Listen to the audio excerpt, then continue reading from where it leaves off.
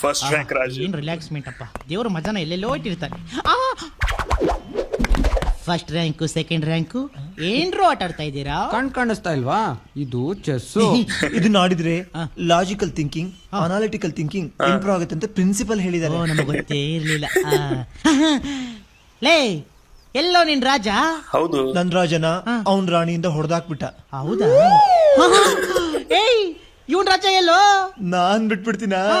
ನನ್ ರಾಣಿಯಿಂದ ಅವನ್ ರಾಜನ ಹೊಡೆದಾಕ್ಬಿಟ್ಟೆ. ಏಯ್ ಇಬ್ರು ರಾಜ ಹೋದ್ಮೇಲೆ ಆಟನ ಕಂಟಿನ್ಯೂ ಮಾಡ್ತಾ ಇದ್ದೀರಾ? ಏಯ್ ಯಾವನ ನಿಮ್ಗೆ ಚೆಸ್ ಆಡೋದ್ ಹೇಳ್ಕೊಡಿದ್ದ? ಆ ಪಾಂಡು ಅವ್ನ್ ಹೇಳ್ಕೊಟ್ಟಿದ್ದಲ್ಲ, ನಾವೇ ನೋಡ್ಕಲ್ತಿದ್ದು. ಲೇ ಅವ್ನ ಆಡೋದು ಕೇರಂ ಕಣೋ, ಅವ್ನ್ ಕೇರಂ ಪಾಂಡು.